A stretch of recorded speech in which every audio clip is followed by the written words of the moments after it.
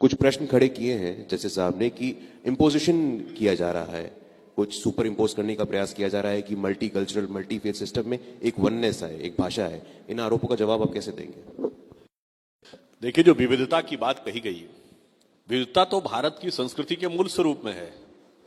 भाषा की विविधता तो छोड़िए, यहां तो भगवान एक नहीं है, भगवान ही भिन्न भिन्न प्रकार के हैं, और एक ही भगवान को आप एक राज्य से दूसरे राज्य में जाइए उसका स्वरूप बदल जाता है। पर समस्या जानते कहां है? समस्या यहां पे नहीं है। अभी सुरेंद्र जी ने बात शुरू की, जो पहला उन्होंने शेर पढ़ा ना, सरजमीने हिंद पर अक़वाम आलम के फिराक, काफिले बसते गए हिंदोस्ता बनता गया। यही माइंडसेट प्रॉब्लम का था। जैसे ये एक सराय थी, सब काफिले आके बनते गए और हम सेटल होते चले गए। हकीकत ये नहीं थी। मैं जयशंकर प्रसाद की कविता का एक पंक्ति उद्धृत करना चाहूंगा। हम क्या थे? हिमालय के आंगन में प्रथम, उसे किरणों का दे उपहार, उषा ने हंस अभिनंदन किया और पहनाया हीरक हार। जगे हम लगे जगाने विश्वलोक में फिर फैला आलोक, व्योमतम पुंज हुआ तब नष्ट, निखिल संस्कृति हो उठी अशोक। हमने ज्ञान शुरू किया भाई। भारत शब्द का अर्थ क्या है? भा का अर्थ होता है ज्ञान का प्रकाश, और रथ का अर्थ होता है उसमें लगा रहना। प्रॉब्लम यहां से आई। दूसरा उदाहरण, जैसे जो प्रश्न दोनों रेस किए गए, मैं बताता हूं। एक उदाहरण दिया गया वंदे मातरम का। कोई समस्या है क्या इसमें? वंदे मातरम पहली बार कब गाया गया? 1896 के कैलकाटा के एआईसीसी सेशन में गाया गया, जिसकी अध्यक्षता किसने की? रहमतुल्लाह अहमद सयानी ने। कोई उनको प्रॉब्लम नहीं थी। 1905 में जब करजन ने बंगाल का डिवीजन किया, बंगाल के हिंदू और मुसलमान दोनों लोगों ने बंगाल की सड़कों के ऊपर वंदे मातरम गाते हुए 4-5 साल में ऐसा माहौल बनाया कि 1911 में वो रिवर्ट हो गया। कभी इशू नहीं बना। 1947 14 और 15 अगस्त की रात, जब ना कॉन्स्टिट्यूशन बना था ना हमारा नेशनल एंथम बना था, कॉन्स्टिट्यूएंट असेंबली की पहली बैठक कैसे शुरू हुई? सरोजिनी नायडू ने वंदे मातरम गाया, then the entire constituent assembly started, यानी देश अस्तित्व में उसी में आया। 1952 मौलाना आजाद देश के पहले शिक्षा मंत्री बने, और शिक्षा मंत्रियों का जो पहला सम्मेलन हुआ दिल्ली में, वंदे मातरम नहीं, सरस्वती वंदना भी गाई गई।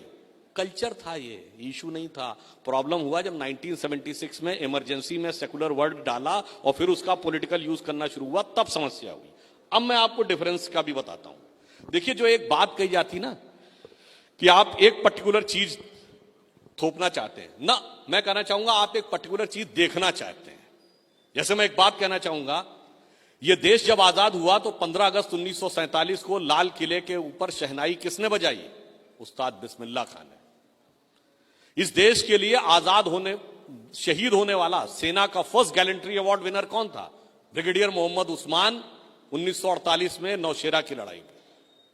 और दूसरी बात कहूंगा, 2010 में बैरक ओबामा भारत आए, ज्वाइंट सेशन ऑफ पार्लियामेंट को संबोधित करते हुए कहा, India is not emerging, India has emerged. When it has emerged, जिस दिन 98 का एक्सप्लोजन हुआ था, and who was the chief architect? Doctor Abul Kalam. मगर अफसोस है, मैंने नहीं देखा कि ब्रिगेडियर उस्मान आजमगढ़ के रहने वाले थे, कोई गया हो ये सो कॉल्ड सेकुलर पार्टीज वाला ब्रिगेडियर उस्मान के घर। आजमगढ़ में आतंकवाद के आरोपियों के घर जाते हैं। वीर अब्दुल हमीद की शहादत की 50वीं वर्षगांठ 2015 में हुई, कोई नहीं गया, गए सिर्फ हमारे यहां वाले।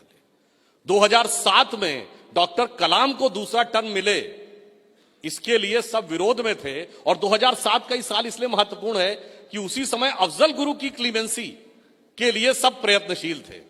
तो मैं कहता हूं, अरे बहुत कुछ है। और मैं कहूंगा, जिसको आप गंगा जमुनी तहजीब देश की कहते हैं ना, वो क्या थी? वो थी कि बुल्ले शाह ये कहते थे, आज होली खेलूंगी मैं रसिया, कहे बिस्मिल्लाह। वो गंगा जमुनी तहजीब वो थी कि दारा शिको उपनिषदों का फारसी में अनुवाद कराता था और कहता था सिर्रे अकबर इसका नाम है, यानी वर्ड्स ऑफ गॉड। वो गंगा जमुनी तहजीब वो थी कि अब्दुल रसखान, शेख मोहम्मद इब्राहिम रसखान, हिंदी के कवियों क्या कहते थे? मानुस हो तो वही रसखान, बसों ब्रज गोकुल गांव के ग्वारन, यानी अगला जन्म पाऊं तो भगवान कृष्ण के ग्वाल बालों के बीच में। अब्दुल रहीम खान खाना जैसा हिंदी का बड़ा कवि होता था। और ये गंगा जमुनी तहजीब ये थी कि अमीर खुसरो मुस्लिम होकर यह कहने की हिम्मत करते थे कि छाप तिलक सब छीनी तो उसे नैना मिला के। और ये एक तरफा नहीं था, लाखों हिंदू मजारों पे जाता था, आज भी जाता है। मगर अफसोस मैं कहना चाहूंगा, ये जो एक नजरिया था ना, मैंने जितनी बातें बताई आपने कभी उससे अपने को नहीं जोड़ा। आपने किससे जोड़ने की कोशिश की? बाबर, तुगलक, औरंगजेब, अफजल गुरु, याकूब Memon, Ishrat Jahan, Zakir Naik. The problem is here. Nationalism कुछ और है, पॉलिटिक्स कुछ और है।